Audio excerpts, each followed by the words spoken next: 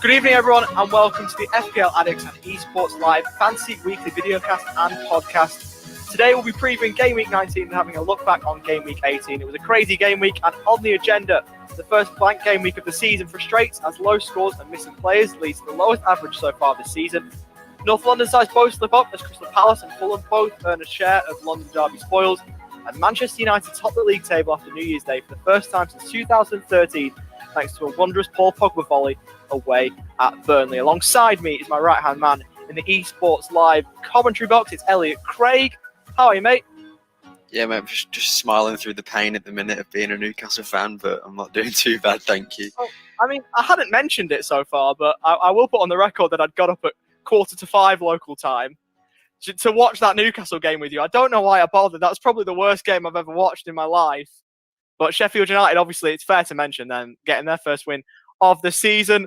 Long drought is now over for them, so all the Blades fans must be absolutely buzzing with that one. But it was an absolutely dreadful game, and how you can put up with that every week, I do not know. Let's move on from that quickly, though. I hope Billy Sharp is in your 3 shocks to watch, because Sheffield United winning was a shock enough. Is he in there or not? No, mate, he's not. Unfortunately for you, he's not. He wasn't one of the top. Well, he was up near the top, but there were 3 that scored 11 points this week. So we'll get into it now. So firstly, we've got Everton defender Michael Keane. The Toffee centre half managed a goal and 3 bonus points in their 2-1 win over Wolves, which gave him 11 points, as I mentioned, in game week 18. Secondly, we have Man United midfielder Paul Pogba, who also got 11 points in game week 18, which came from a clean sheet, a goal, and 3 bonus. And what a goal it was, by the way. Finally, over to the blue side of Manchester, we have Phil Foden, who I like almost identically to Pogba, managed 11 points from a clean sheet, a goal, and 3 bonus points. Obviously, they weren't the highest scores in the world this week, but it was a pretty low-scoring game week. So they were my top 3 shocks of the week, mate. Yeah, definitely. So it's a good point you mentioned about being, low scores this week. I mentioned the fact that it was the lowest average, 30 points this season. So, I scored well more than 30 points this week, and I took a red arrow. So that just shows how futile this week was. Sorry. That, I can score what I did and still take red arrows, but crazy game week, but hopefully you got through the worst of it. So for Peely's Puzzler this week, we've got 2 clues to start the podcast. Last week, the answer was George Weah, obviously the president of Liberia, the best footballer to come out of that country, and a brilliant, brilliant player at that as well. So the first 2 clues for this week, we've got, I started my playing career at Nantes in France in 2001. And I was signed by Manchester United as a potential Roy Keane successor. So they're the 2 clues to start the podcast. 2 more midway through. Let's see if you can get this one right this week.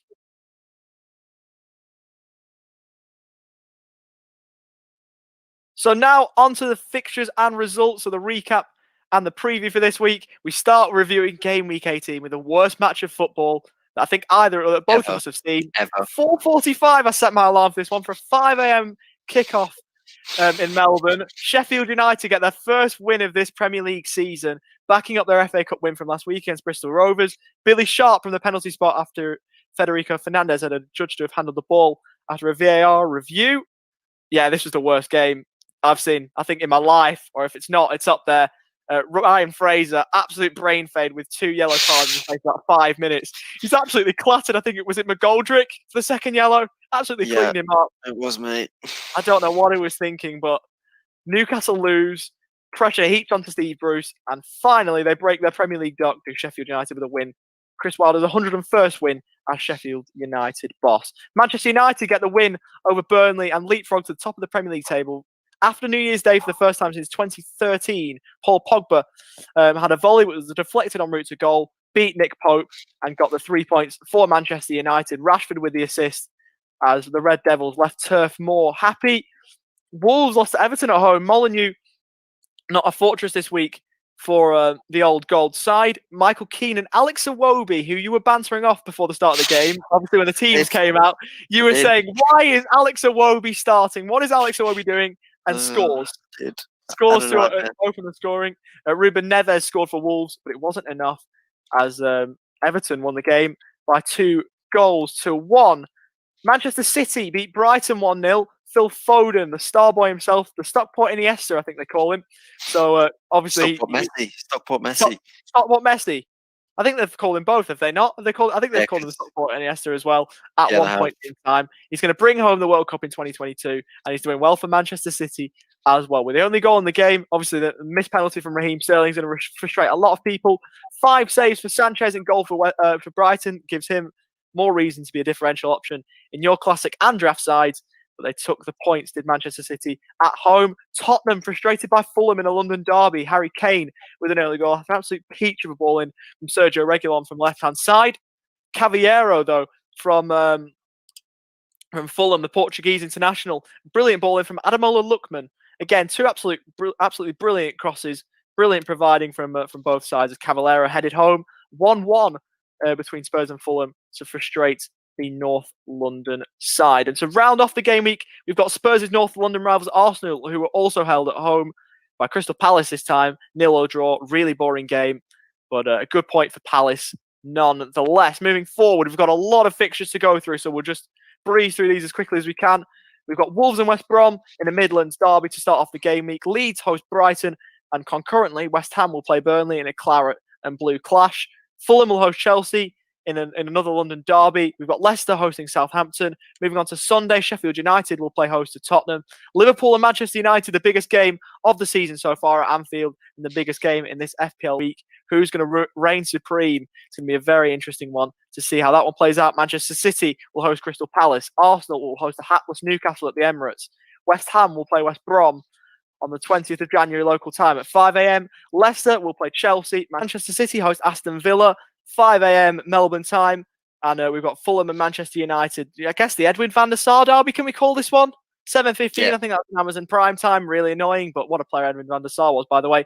Liverpool host Burnley on the only game on Thursday night. And Aston Villa Newcastle has been rescheduled for the 24th of January Melbourne time. So probably a 7-0 win there for Aston Villa, it is fair to say. More Bruce Bull to watch. Can't wait, mate. I was absolutely thrilled when I saw that one was rescheduled. Absolutely ruined my week, that did. Oh, my days. I mean, I'll watch it as well. It's a decent time, 7 a.m, so I'll be watching that one. I don't know why I do it to myself, but there you go. I don't either, mate. I don't either.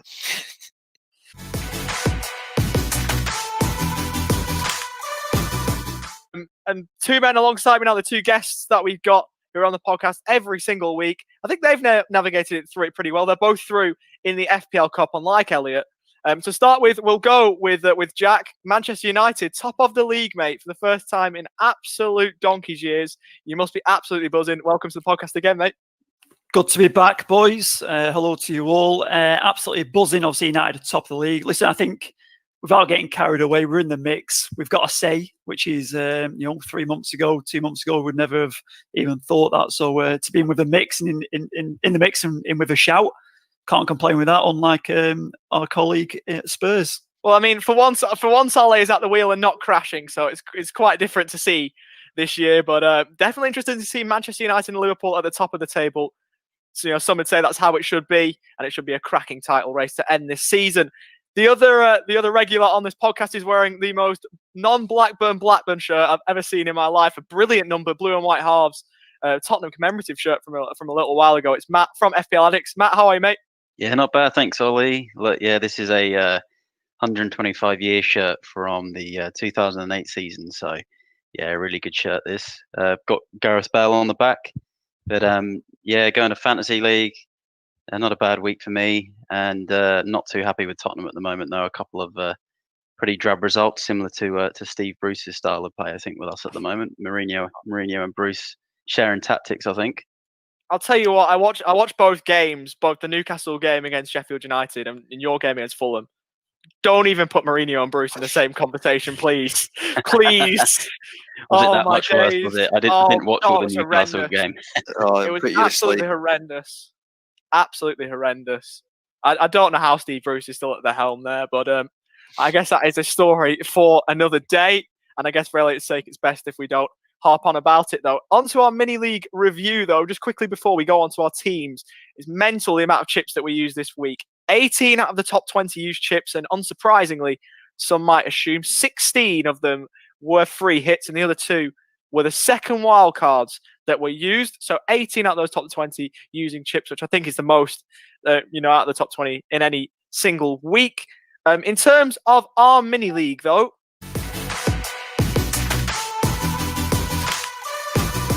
and Elliot, you're sitting pretty at the top once again.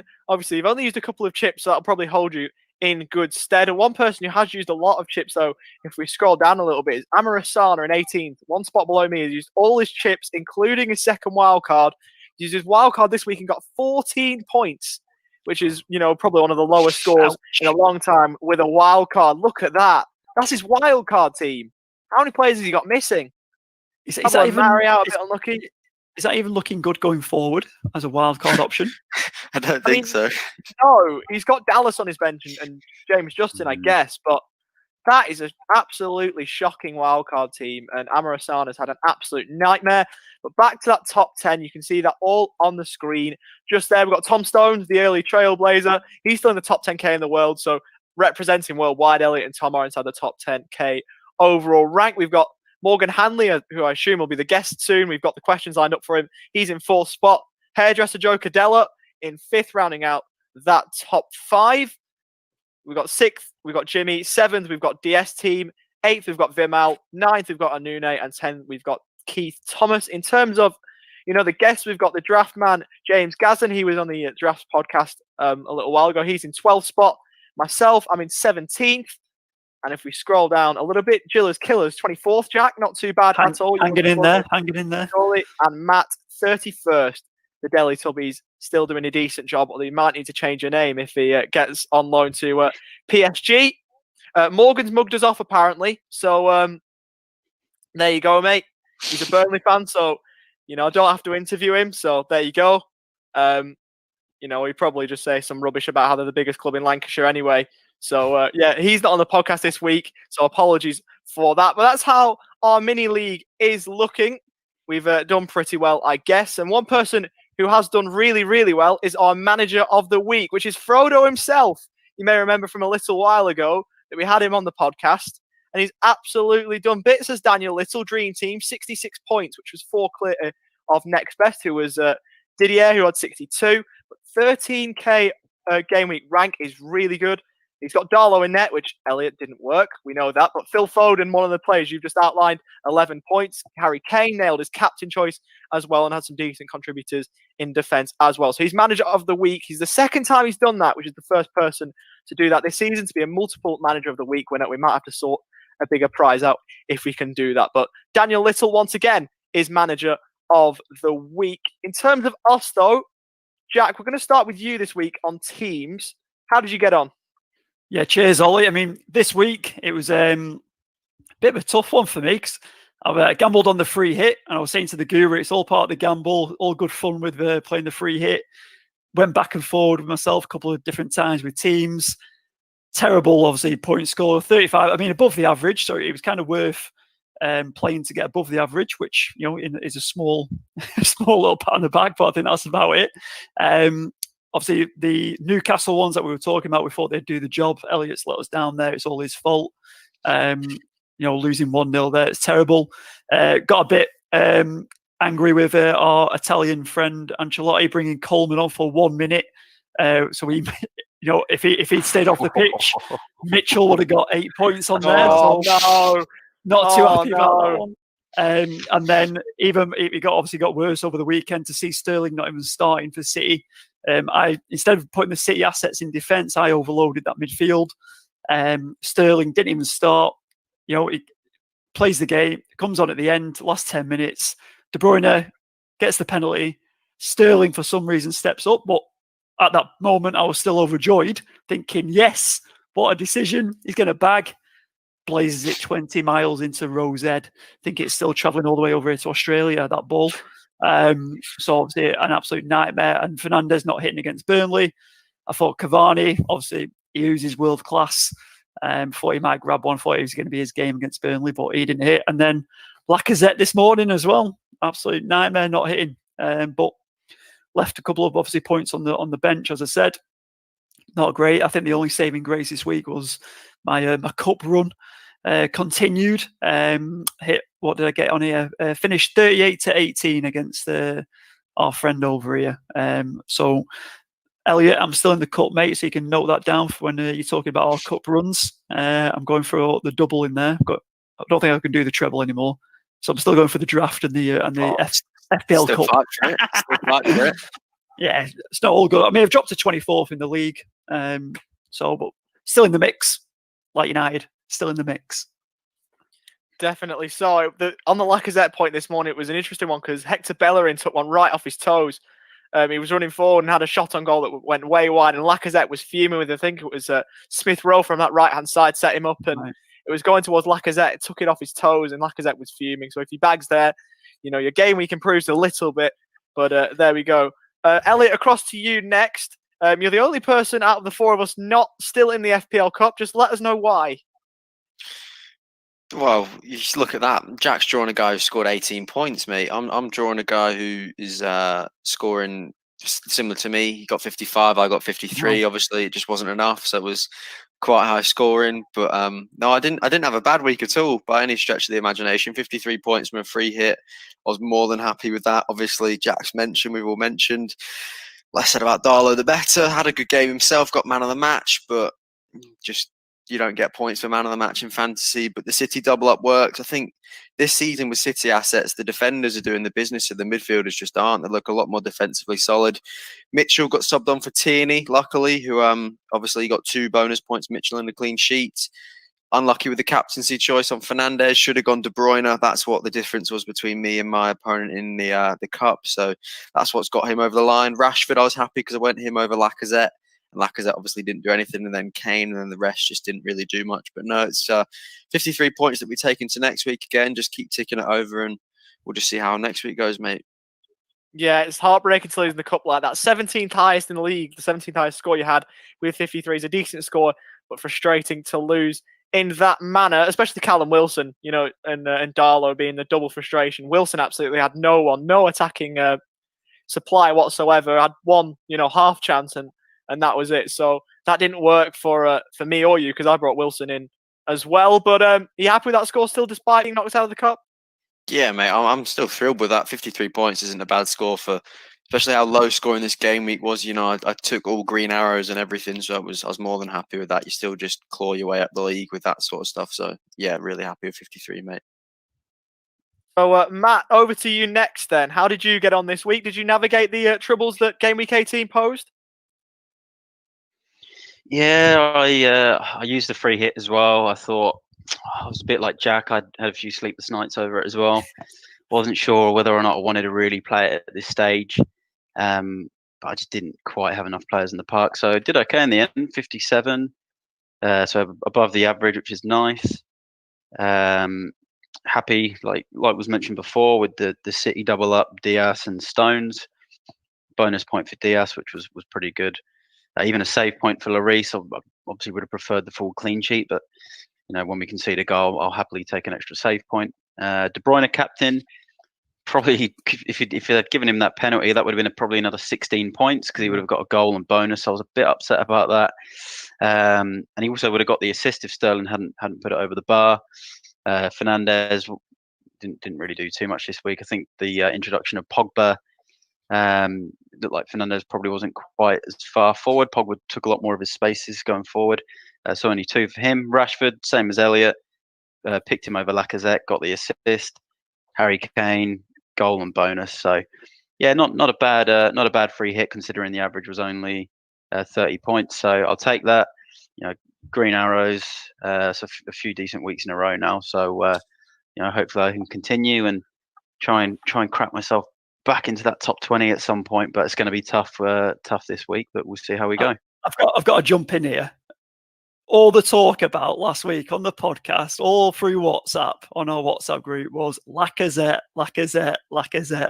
and the guru hasn't put him in.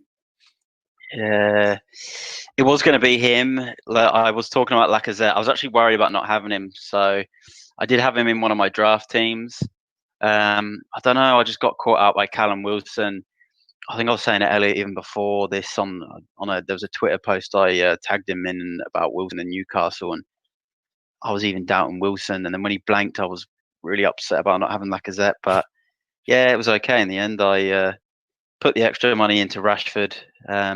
yeah, I don't know what it was. I think it was that midfielder point. So yeah, All our fans and followers disappointed You've let after them all down. that advice. After all that advice yeah, you're giving them. true. Yeah, true. He was in the Guru scout squad for last week though. So yeah, I had to do something a bit different for myself.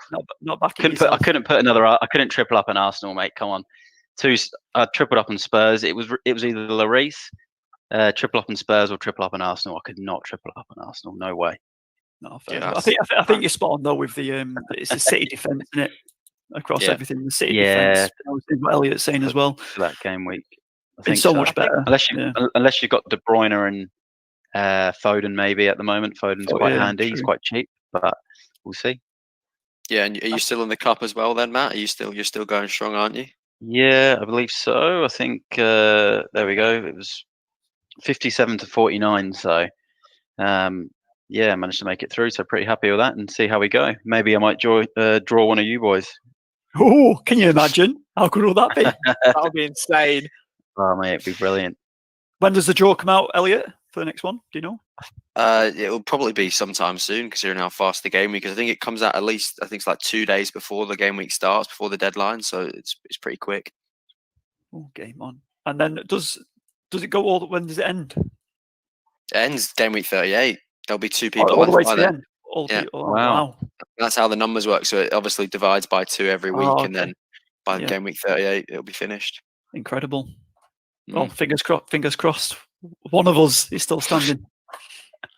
I doubt it'll be me, to be honest with you, based on my patchy form. But across to me, just quickly, I had 40 net points this week. I had 44, and then obviously with the 2 transfers, got the 4-point hit. Pablo Mari, the late out injury. I thought that Gabriel could take his spot, but he didn't even end up doing that. Pablo Mari was injured, so really frustrating on that one. David De Gea, another clean sheet. Rob Holding, the outside shout that I made. I got a few, I had a few criticisms for that, bringing Rob Holding in, but he's worked an absolute treat since I brought him in. I think he's had 25 points the last 3 game weeks, so absolutely buzzing there. Obviously, De Bruyne, he had the 6 points as well, so got the assist and the clean sheet point for being the midfielder. I will say I was a little bit disappointed with Harry Kane. Obviously, buzzing that he scored, but it looked like in that first half he'd be on for a hat-trick. Like, it was absolutely tore that Fulham defence to shreds, but they defended well, credit to Fulham. They got the goal, and that was it for Harry Kane. But, definitely happy that I nailed the captain choice. Half decent score, hoping for a bit more, but again, red arrows, slight red arrows. I think it was like 10, 15k red arrows in the overall rank, which was really frustrating. But yeah, it is what it is. Just got to keep moving forward now. I just wanted to stay with the pack this week. And after this week, this was my plan, just to accelerate, try and get up the ranks and see where we can get to. It's funny you say you were annoyed with Kane, Ollie. I was a bit more annoyed with Son, to be honest. He had a handful of chances that he could have put away, which was frustrated me a lot. But hit the post as well. Yeah, he did. I thought that was going to go in, and that was going to crown off a decent game week. But obviously hit the post, and Fulham went down the other end through Cavallero. Brilliant ball in, by the way. Both assists, by the way, can I just say, were unreal. But the assist for Cavallero's goal was beautiful. Lloris obviously never got a hand to it, but yeah, Son was a little bit frustrating. Eric Dyer obviously losing that clean sheet. So I've got a bit of work to do, but I think with the transfers that I've got this week, I think I'm going to get to do it. I'm playing my wild card this week. Bit of a bombshell dropped on the podcast, but this is the team I've got so far. I've got a triple up on Manchester City defenders. I'm loving the way they're going at the minute. I think it's 7 goals they've conceded since the Leicester game or something crazy like that. I was looking at it before, but Edison, Stones and Cancelo, obviously Cancelo can go forward himself and provide some attacking output. Rob Holding I've got to stick with. I'm going to bring Stuart Dallas back in as well, who was brilliant beforehand. And then just that midfield there, the 4, potentially discounting Smith Rowe, but those 4 there, Fernandes, Rashford, Son and Salah, I think are going to do incredible for me. So put the armband on Salah. I think out of Rashford, Fernandes and Salah with the 2 games. I think the most appetising fixtures are going to be both played at Anfield with Manchester United and Burnley both at home. I think it's a no-brainer to captain Salah this week if you've got him.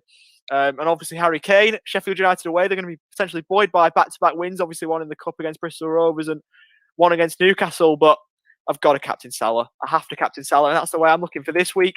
So obviously I may make a few more changes. I dabbled with going with James Justin instead of Cancelo and bringing Thomas Souček in the midfield. Obviously a favourite of this podcast, especially to Jack. But yeah, I'm going to go with that for now. I might well change it, but I don't really know, to be honest. Matt, across to you. Oh, in terms of transfers, what are you thinking? Yeah, look, I'm not too sure at the moment. I'm definitely going to, after seeing your wild card, I'm a little bit tempted. I don't like a wild card this early with what we're probably looking at 19 game weeks to go, but I am a little bit tempted. I'm also a bit tempted by a triple captain. Yeah. The actual, the transfer side, I'm not sure. If I'm going to do a transfer without using a wild card, it's going to be tough. I'm going to have to look. I'm going to have to try and get rid of Che Adams because there's no Saints have got Leicester away. I probably need another striker, so I might have to look at a double. I'm not really sure if I'm too tempted by Wilson. I know he's got 2 games, and maybe Ollie Watkins has a couple of games as well. So I might look there, but I am quite tempted by a wild card or triple captain in terms of chips. So you've got to play a chip, I think, with a double game week if you can. I can't use the bench boost, so transfers don't quite know, but potentially a wild card like you, Ollie. I think you might have sold me, but I don't know. I'll wait for press conferences. I'll try and push you a little bit further into playing that wild card. One thing I've done that I forgot to mention is you can really set up your bench. So on my bench at the minute, I've got Sanchez from Brighton, the goalkeeper, Brewster, Davies, and Tyrick Mitchell. So you can really get the players in because you never know with postponements, with COVID and everything around that, and even with potential cup reschedules like obviously the Southampton game. Obviously they've got to fulfil their 3rd round tie. So I think it was Leeds that got postponed. Was it Southampton Leeds? If I'm correct there. So even just setting up your bench might be a good thing to do now, just for the rest of the season, just so you can bring those players on. But it's definitely an interesting time to play a wild card. Yeah, I was going to say with the wild card, because I was obviously just looking at probably taking a hit. I was either going to do a -4, maybe a -8, but because I was all set up for a bench boost this week until that Leeds game got called off. Once that got called off, I'm kind of in limbo as to do I pick a triple captain wild card or just do a -8. So not too sure right now.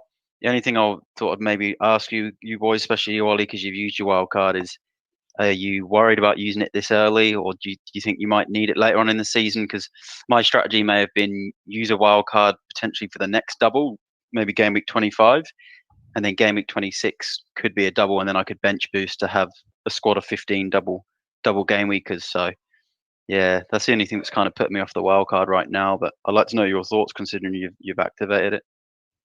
Look, I'm not really worried about using it this early because, like I say, I can set up my bench for the rest of the season.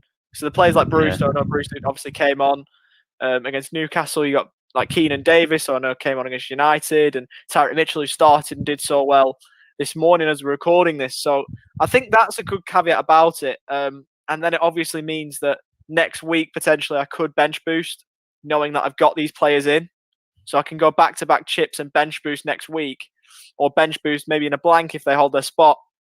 But it's just nice to have a decent bench, and I think that's one thing that you can do for the rest of the season. As long as these guys keep playing, you can, if there's ever a game that's postponed, you can sort of get a full 11 out. So I'm not really worried, to be honest, to answer your question. Yeah, I think it's funny. I think it's funny you asked that, Matt, because I think looking at Ollie's team that he's got there, I think he's going to shoot up the league now. I think you'll be in top 5 within the next 2 weeks with that team easily. Massive top call. 3. Yeah. Easily. No question about it. If no one else plays their wild card like that, you will shoot up that league because that's brilliant team. Don't give them all advice. Don't give them all advice. It is a good team, Ollie. I think the only worry I have for me using it now, not so much for your team because you've picked a good side. I just worry because if I wanted to use mine now, I worry about my bench boost strategy and when I'm going to use it, because I would like to use that for a squad of 15 players that might have a double, but then I guess we don't know if we're going to get another double like this again. So could have triples by then, mate.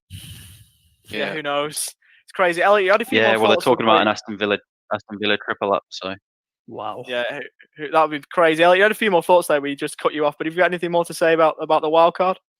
Yeah, I was going to say, I think it's I never like playing mine too early. I played my first one game week 3 last season, and I didn't end up doing too badly with it. But I just think with COVID and everything, and upcoming double game weeks, as we've said, or if teams don't have fixtures and whatnot, I think it's just going to be handy to have it in your repertoire and everything. So I'm not going to be using it soon, I don't think, but we'll just have to see how it goes, to be honest.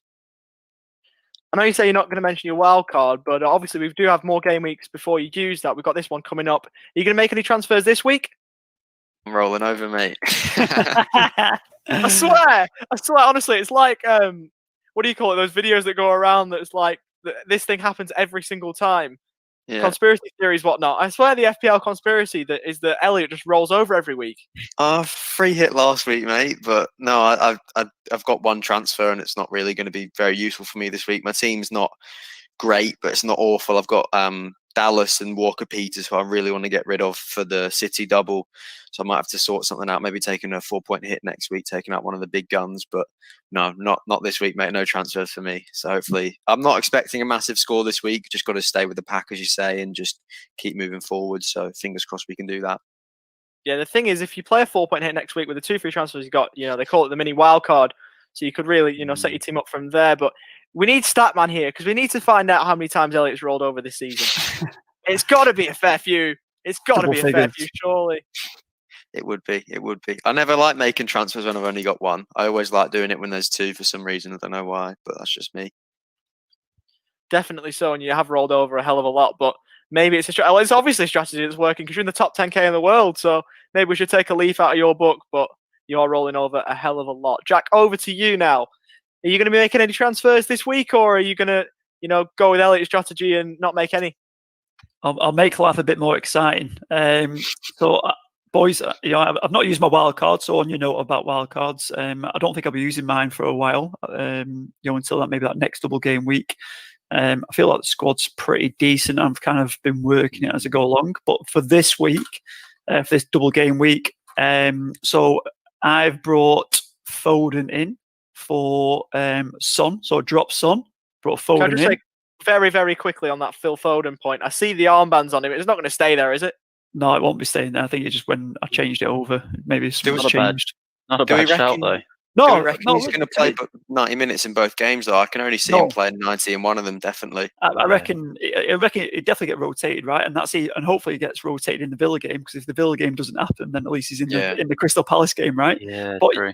For a guy who's on fire, they can't drop him. Surely they can't. He's had is it 3 double-digit hauls in a row in this past 3 game weeks or something like that? So I think if he plays this week, I think it's his 5th game in a row, which is unheard of, I think, for him. But it's so Foden's come in. I really like him, and he's lighting up the league, isn't he? And Bamford dropped Bamford for Vardy, obviously with that extra couple of mil. So Vardy's got 2 great fixtures. So I was thinking of captaining. I think Foden's a shout for captain. Souček has a differential curveball, perhaps, and Vardy in there as well. So them 3 is what I'm thinking. I know Ollie's gone Salah, so that's kind of puts him in my head. Shall look at Salah, but I'm just going to wait until the deadline as well, because I'm obviously what I spoke to you boys about. If anyone wants to listen to this, great idea or not, you could perhaps take an extra hit this week because there's 2 games. Obviously, there's a -8, which is what I'm tempted to do with Chilwell, but I'm just going to see. I'll leave Chilwell in, but if not, I'm going to bring a City asset in for Chilwell, perhaps, and that'll take my 3 transfers. But it just depends if that game is likely to go ahead or not with that Villa City on the week during midweek. Wednesday. So that's where I'm at. My bench is all right, I guess, in there. Them 2 in there. I've still got McCarthy in there, so I'm excited. It's a bit of a gamble. Got to try and be different and find those differentials, because obviously it is that time of the year, that time of the season, to try and get them points after a bit of a poor week after the free hit. I just want to stay in the mix. Definitely. I like your point, Jack. Sorry, just on the -8 as well. I think that's a good point. There's a good opportunity to take the hits now if there's going to be 2 games for a player, because it's effectively like 2 game weeks built into one. So it's probably not a bad idea. This is the week to take hits, I guess, if you're not going to wildcard or if you've used your free hit. Yeah, it's similar to that kind of mini wildcard one. You take the hits now, get those 2 games, and get your team set up ready for game week 2021. So yeah, exciting week. I think I think everyone's excited. United at the top of the league. We've all made some decisions this week, apart from Elliot, and yeah, definitely so. It will be interesting to see just on the double game week point, the 8-point hit with the double game week. not every team has a double, obviously. So that's the one thing where I would say the 8 points is like it's not 20 fixtures in one game week. It's a little bit less. So it's an interesting one. I can see reasons for and against. It's not something I'd do, but knock yourself out. Obviously, you're no stranger to FPL suicides, Jack. So maybe it is something for you. Matt, though, onto your guru section this week. And I see in your differential shout, you've got a former favourite in FPL. If you played fantasy football a while ago, you remember the centre-half partnership at the Hawthorns at West Brom with Gareth McCauley and the other centre-half partner that absolutely tore it to shreds back in the day. But, you've got your differentials, you've got your 3 teams to watch, you've got your Scout 11 as well. We're missing out the 4 players, I think, this week, but you've still got a lot to talk about nonetheless. Matt, take it away.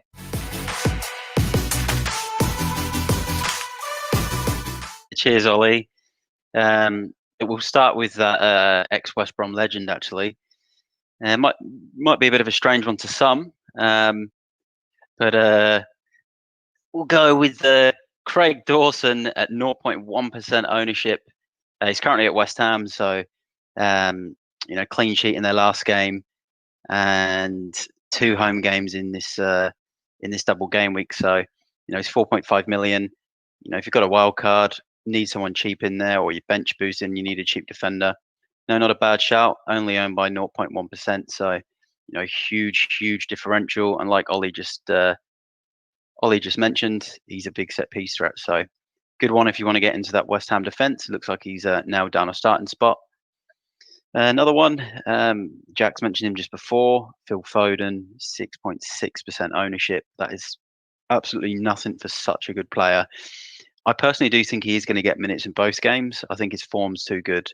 I think he'll play in the first game against Palace, and I think he'll definitely come on even if it's half an hour in the second game, or maybe even start, because it is the FA Cup next week. So it wouldn't put it past me if City play their strongest players for the 2 game weeks and then change up in the Cup. So really like him, Phil Foden, with 6.6% ownership. Another one is going to be another double game week player, Eric Bailly from United. Really low ownership, 0.5%. 7 points against Burnley, which included a bonus. He's obviously got Liverpool, which is a tough game. It could be a low scoring game, it could be a tight game. Then he's got Fulham away. So there is potential, set piece threat, potential for a clean sheet somewhere and some bonus points. Such low ownership. Plus the game week after, Man United have got Sheffield United at home. You'd expect a clean sheet in that one. So good time to get on him now, 4.9 million. Another one, double game weeker, James Madison. I've had him here a few times. He's had his injury problems, but Rodgers has passed him fit. 2 okay games for Leicester, home to Saints, home to Chelsea. They look tough, but 2 home games. He's on set pieces, 4.7%, huge differential. And then the last one, it's going to be a Villa player. I know they've got the City game, but they've also got Newcastle at home. He's a 3.8% owned, and he's the penalty taker for Aston Villa. So, we know how penalties have gone this season with VAR. So, 3.8%, definitely worth a look if you're looking for an Aston Villa midfielder. Definitely. So, I mean, just on your point about FA Cup, it's an interesting one. Manchester City will travel to one of the most quirky football name stadiums, I think, in the English Football League. The Johnny Rock Stadium is where they're travelling, or Wadden Road if you're being traditional. League 2 Cheltenham Town. Is that going to factor in the fact that they're playing, Cheltenham, where you expect them to win and win well? Will that factor into their Premier League plans, or do you reckon that it won't affect them at all? Yeah, look, I think if the Premier League teams do have a nice fixture in the FA Cup, probably prone to play their best teams in the league. Seems to be the trend in the FA Cup probably in the last sort of 15 years or so, where a lot of sides in the early rounds don't really play their strongest lineups. I don't personally agree with it. I think you should play your best team in the FA Cup and obviously go and try and win it. But I do think that's a good point, Ollie. I think I think that the fixtures will play a part. And if one of the top sides has an easier fixture, they'll probably focus more on their 2 Premier League games if they're in a double game week. You'd think so. I mean, obviously, there's a lot more talk about Manchester City coming up because they're one of your 3 teams to watch. But, who are the assets, do you reckon, from Manchester City that might well be rotated or, may well play in the Cheltenham game, or, might face a bit of pep roulette. Who's most at risk? Yeah, I'd probably say definitely at left back. I think they've been playing Zinchenko lately. Whether or not they play him again, he played in the week. Whether or not him and Mendy get rotated in the next couple of games. I think De Bruyne is pretty safe. I think Diaz is quite safe. Stones is quite safe. Although there's also a risk that Fernandinho might get, dropped back into centre back. But they do have a bit of an injury crisis there at the moment. I'd probably say Cancelo is quite safe at the moment. Whether or not they do a rotation with Walker, I'm not really too sure. Walker could also drop into centre back. It's hard. It's hard to say with Pep Roulette. I don't think anyone can really tell. Even Raheem Sterling's probably under threat still as well. So it's a tough question, Ollie. I don't think anyone can read Pep's mind and Pep Roulette. Not even the City fans. So it's a really tough one. Yeah, it definitely is. It's a thing that all FPL managers are going to have to think about. Just quickly on to your 3 teams to watch. We've said that Manchester City are already won, and the other 2, no real surprises. Yeah, look, I've gone for the 2 teams playing each other, Liverpool and Man United, but that's just purely based on the fact, obviously, United are on form at the moment, top of the league, and obviously Liverpool are the current champions, strong side, and they've both got a pretty good second fixture. Liverpool at home to Burnley, Man United away to Fulham. So I've had to put them in there purely for the fact they play 2 games. I would have liked to put my own team in there playing against Sheffield United, but there's only the 1 fixture. And I also wouldn't have minded Chelsea in there, but their form's just not quite there. Same as Arsenal, they're got an easy game against Newcastle, but just don't have the second game. So it's got to be Liverpool and United for me. All the big guns: Salah, Fernandes, Rashford. Yeah, I'd like to ask the rest of the panel's opinions on this, because obviously, Jack, obviously you're a United fan yourself, and Elliot, a massive football watcher. But it's an interesting one, your 3 teams, Matt. I think it's the most interesting you've had, all season. But Jack, we'll start with you. Would you have gone the 2 teams that are playing each other in Manchester United and Liverpool, particularly since it's such a clash of the heavyweight? Top 2 in the league, both flying, chance for to gain some ground on the other, or to really get yourself an advantage over the other. Would you have gone the 2 teams playing each other? Well, I think obviously assets within there. Everyone throughout the next 2 games in the week, Liverpool have got Burnley. Yeah. So I think if you're picking any of those Liverpool assets in there, they're great players to pick. And then obviously with United playing Fulham in that second game as well, the likes of Fernandes, Rashford, even maybe some of the defensive assets, or even De Gea. There's potential to get clean sheets in there as well. So yeah, 2 good teams to pick and back with the assets that they've got within the squads. Yeah, definitely. Over to you, Elliot. Now, I just want to ask this quick question: if you're deciding between, say, a Bruno Fernandes or a Mohamed Salah being a Manchester United asset or a Liverpool asset, sorry, who would you be going for? Would you be siding with the Red Devils, or are you going with the Anfield side?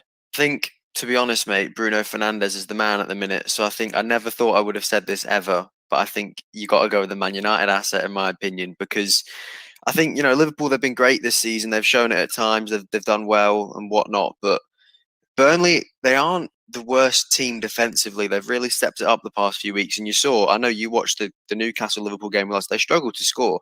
They missed a lot of good chances, but they did struggle to score goals. So I don't think, obviously they'll go beat them 7-0 now that I'm saying this. But I'm still convinced with Salah. I've still got him in my team, but I just think Bruno's going to do the business for you week in, week out. I know he's blanked the past couple of weeks, but he's just been so reliable this season. He's been the man that everyone can count on. So I would go with the Man United asset personally, mate.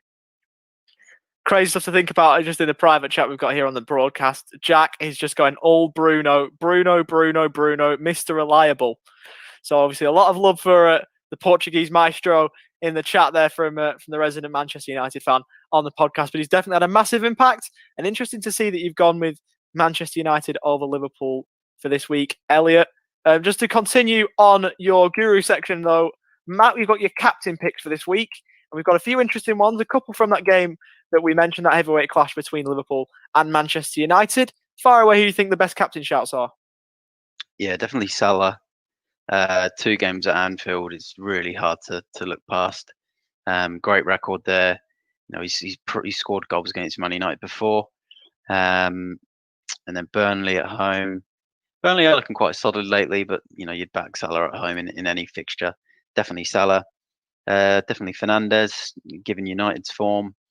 Bruyne as well, although I've not been too impressed with his numbers this season. I think he's only got 1 goal from open play, but with a double game week, seems reasonably safe from rotation. So definitely De Bruyne.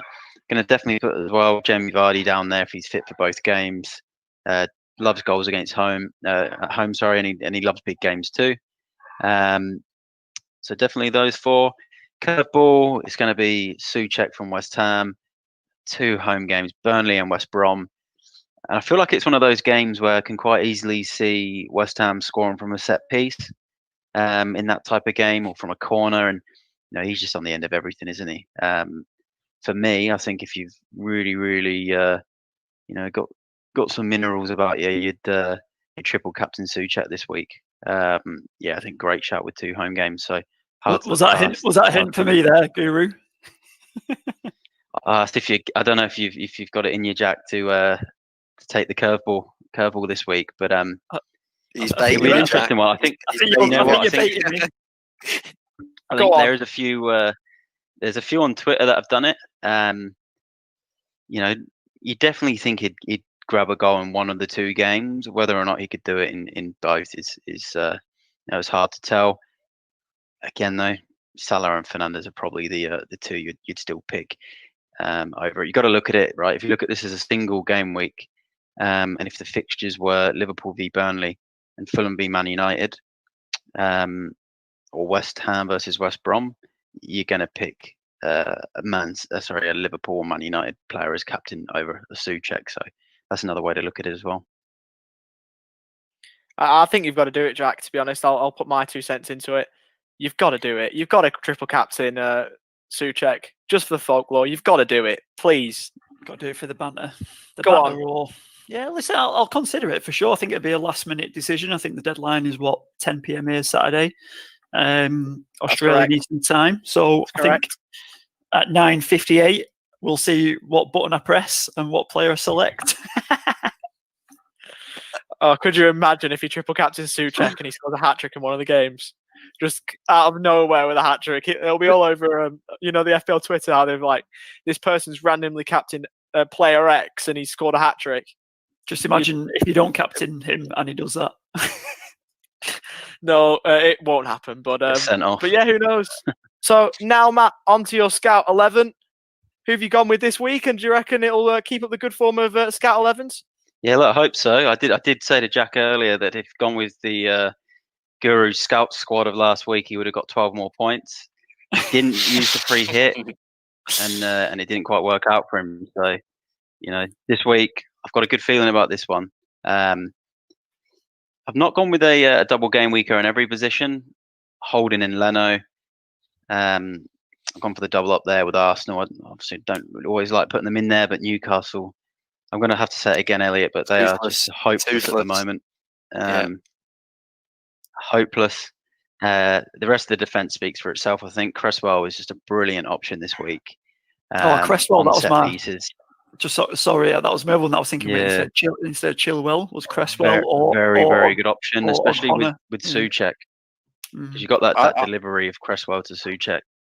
I've still got Kufal as well, who obviously will hopefully play on the other fullback. So fingers crossed he does the business for me. But Cresswell's obviously the better option. He's on every single set piece under the sun for West Ham, isn't he? So yeah, Cresswell, and then obviously the Diaz Stones combo. Although I did have it in the single game week free hit, that combo, and I do like it.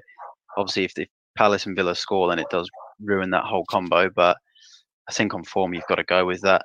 Midfield is pretty much speaking for itself again. Salah, Fernandes, De Bruyne, and Souček is 100% going in there. As you can see, vice captain. A bit more bait for Jack there. And then up front, Vardy. He's had a bit of a hip injury, I did read, but I feel like he's going to get minutes in both. Should start against Southampton and should at least play minutes in the Chelsea game, whether it's from the start or off the bench. And the other one, Again, it's within the 100 million budget. It's all I could really afford to get in there, and had to be Watkins, where he's playing 2 games. City may or may not score. Newcastle, you'd expect him to come away with at least a goal in that one. So that's this week. So I did want to try and get a Spurs player in there against Sheffield United, but yeah, hard. I wanted to base it more around this double game week, especially for those that are using their free hit for a double game week. So yeah, I think they should do quite well, this team. Again, I'm scared of rotation for it, and I am scared of COVID for it. But all things, go good, then I think this team could get a lot of points. Surely, out of those City assets, if they obviously them 3 they've got to be top of the pile for selection. Kind of like Stones getting rotated out. He's not going to get rotated out now, surely. I don't know. The only thing that worries me is just Pep Guardiola, right? And he could drop Fernandinho back there probably. That he just does strange things. The only other one, I like Cancelo as well. Yeah, I was going to mention. I was just about to say. Yeah, he's a brilliant option. I just think it's because I personally had good luck from Diaz and Stones in that free hit, so I've kind of kept them on this one. De Bruyne, I'm a bit worried about him as well, just because Pep said he was tired and didn't take the penalty. Whether or not that was an excuse, or if he was actually telling the truth, that did worry me a bit. But got to put him in there. He does give him quite a bit of banter about his fitness, doesn't he? Obviously, he says he can't last 90 minutes generally. You can tell when he's tired because he's just obviously he goes bright red, right? You can tell when City make the later stages of the Champions League because he just goes missing. So it's true. Great player, but it seems to be an ongoing issue with his fitness apparently. So does hold a little bit of a concern if you're looking at captaining him this week. But I guess time will tell. You just never know with Pep.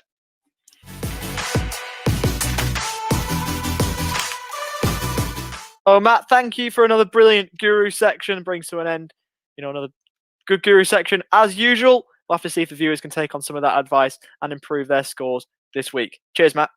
So now on to the second part of Peely's Puzzler then. A little bit later than usual. It's a bit belated. But we'll go with the second lot of clues. Played 39 times for Manchester United, winning on the Community Shield and an FA Cup.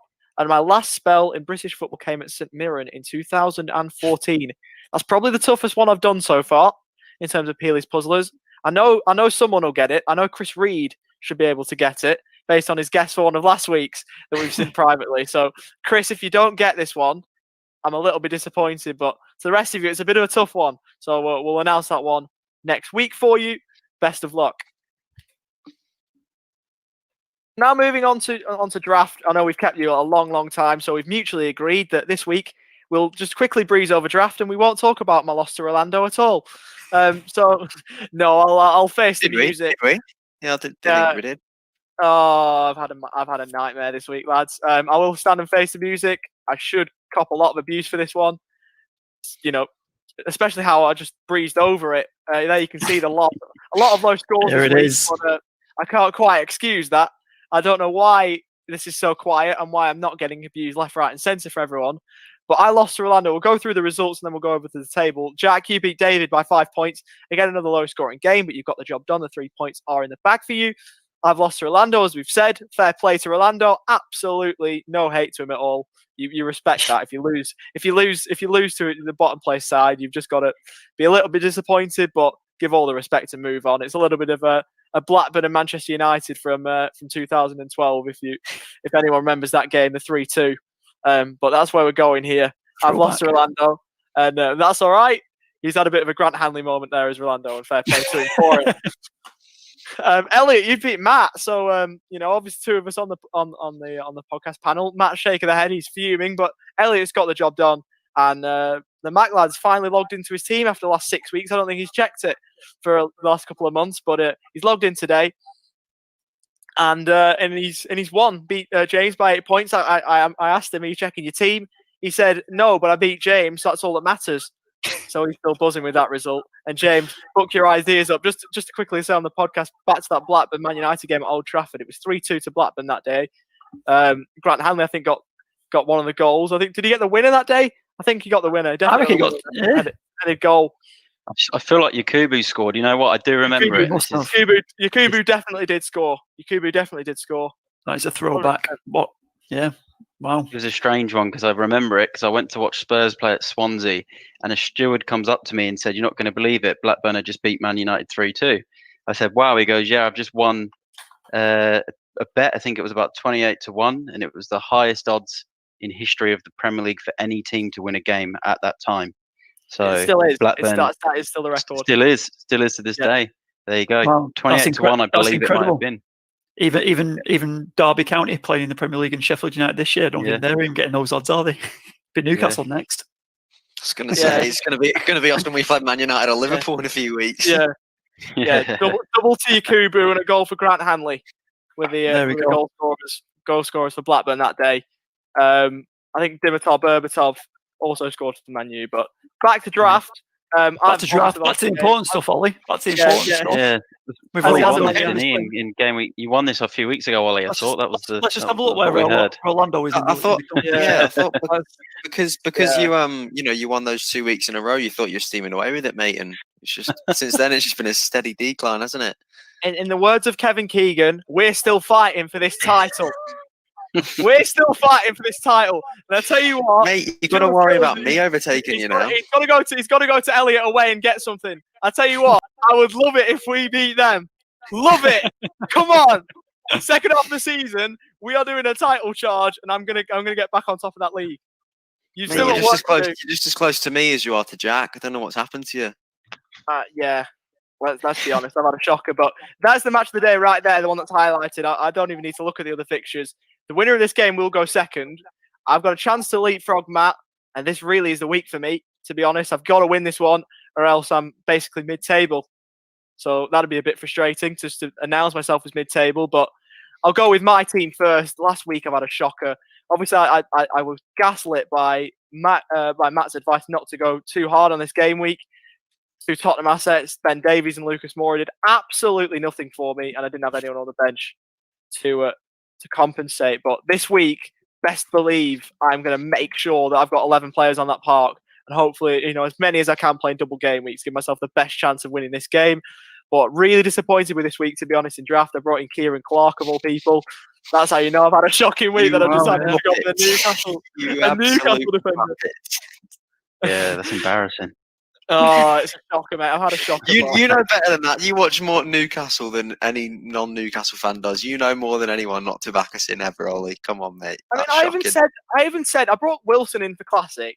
I brought Kieran Clark in draft, and I said that Sheffield United would get something. Oh, mate, I've had a shocker. But we move on. We put it behind us, and this week, I think I'll lose this week. To be honest, to Matt, we'll bring up Matt's team in a second, but I'm going to make sure I don't. I'm going to try and make sure that I don't. He only had 22 points himself, to be fair. But I think with Salah back with that double, it's a really annoying prospect. Matt, we'll go to you now that we've got your team on the screen. Are you happy with this team that you've got, and do you reckon it's enough for the 3 points? No, I actually don't. I think you know what it is. Even when I played, even when I played Elliot, I feel like I hammered Elliot at the start of the season in a game and then lost the last two. I felt like he's a bit of a bogey team. I think you've beat me, Ollie, as well. And I just feel, it's kind of like in real life where there's teams that you just can't beat. And I don't know, I'm looking at my team. I think it's going to be another Salah versus De Bruyne face-off. So, yeah, it's going to be tough. I'm not really liking my prospects because I've not got too many doubles in there, I don't think. And I could be heavily relying on Spurs to keep a clean sheet again against Sheffield United. If that happens, it's going to be a triple up on our defence. But again, not too sure. I've got John Stones in there, so I'm pretty happy with him. But in terms of the rest of it, not too sure at the moment.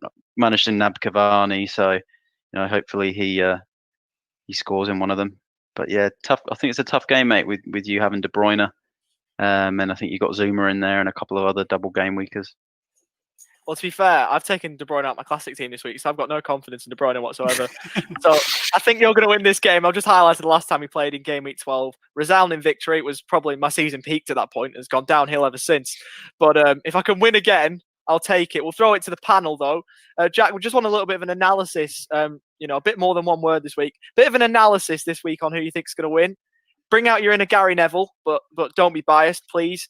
Who do you think is going to win this one? Can I go for a draw? You can. We haven't had many draws this season, though. No, but No. I think there's a draw all over it. I'm just trying to think more tactically what I want out. Obviously, you two are playing second. Here's and the bias third. coming in. This is the Gary Neville, the bias commentary, like the one he did midweek in the Man United game in Burnley. Bias Gary Neville, bias Jack Gillibrand. Why did I bother? Why did you bother? Exactly. So second and third, you're both behind me. I'm trying to keep you away from me. A draw would be, I suppose, better. Perfect for you. That'd be absolutely spot on. If Ollie gets it, I think Ollie will bottle it, even if he does get ahead. But, I agree. If he gets the win, no problem. He's going to go back down. So either way, draw and Ollie win. But I'll just say a draw for the sake of it, boys. I will give you credit for that analysis. I will give you a bit of Gary Neville there, even though I've called you biased. Because other than the draw, I agree with everything you've just said. So fair play. I'll probably, even if I do win this game, I'll probably end up falling down the league in later weeks. Elliot, what about you? If we've got Gary Neville, you're the Alan Shearer of the podcast here. Then what were we saying? I thought you were going to say Jamie Carragher. I was going to. None of that. Not today. Not today. Best Geordie one instead. No, I'm just going to say Matt, Salah. That's what I pretty much, mate. That's all I can say. Unless De Bruyne does something special, I think Salah's going to do the business this week as well. So, yeah. Succinct and concise. There we go. So you've both got your predictions. So Jack's going with a draw. Elliot's gone with a Matt win. I'm going to go with a Matt win, and Matt's going, I guess, for me to win. So we're all split. We have absolutely no idea what's going to go on. In terms of the other fixtures, though, we will give those a little bit of a mention. Just as we round off the podcast this week. Elliot, you're playing against Jack, so that's going to be an interesting one. Elliot, is that going to be a draw, Ollie? Is that one going to be a draw? No, Elliot, I want you to win that one, just so Jack can be brought that down to earth, just like I was. So there you go. And obviously, I think I've been top for 16 of the 18 weeks, so don't have to get brought down to earth. Consistent. Kevin Keegan, Sir Alex Ferguson type verbal sparring that's going on. I want to make sure that, unlike Kevin Keegan, actually go on and win the league. So we'll have to see how that goes. We've got Rolando and James. Not going to give Rolando any disrespect on this one. I really don't know how to predict this one because it's going to come back and bite me, whatever I say. David will play against my dad Nathan, so we'll have to see. He's made some transfers this week in Classic. I'll get him to check his draft team. I don't think he did anything with that this morning. And obviously we've mentioned my game against Matt. So a lot of interesting games this week. We'll have to see how they all go. And I've got through the draft section somehow. But I've got through unscathed. And I've got through another podcast unscathed. We all have, and we've done it. It's a pretty big one, this one. It's about an hour long. So the length is a bit longer than usual. But it's a massive podcast, a double game week. And we had a lot to talk about. So it's definitely merited. Elliot, over to you. Obviously the cup upset is a bit of a shock, really, considering how you've had a decent score. But you looking forward to this week nonetheless? Yeah, I'm not too bothered about the cup, mate, to be honest. I usually don't make it too far in it. And if you're not going to, you can make it to game week 37 and still win nothing. So it doesn't really bother me too much. But no, as I said before, I'm not expecting a massive score this week. So I'm not really too keen for the week. But we'll have to see. Hopefully the double game weeks for a lot of my players will pull through for me and I can just keep moving forwards, mate. Should be a good one. Definitely should. Oh, that's a good idea. So next week, obviously, the double game week. Obviously, there'll be games still on. The game week will still be going by the time we normally record the pod. We could be doing a story so far next week, so we'll get that sorted for next week if possible, just to review the season and see how things are all going. Just after the halfway stage of the season. But to Jack, to Matt, and to Elliot, best of luck this week. Just not to Matt in draft. That's it. Other than Matt in draft, to the rest of you in Classic, best of luck to this week, and to the rest of you, best of luck with the double game week. Absolute bonanza of football going on. Hopefully through the lockdown, if you're in the UK, if you're affected, hopefully we and the football can bring a bit of solace to you in this time. But for now, we're done. See you next week for another podcast. And best of luck in FPL. Take care. Bye for now.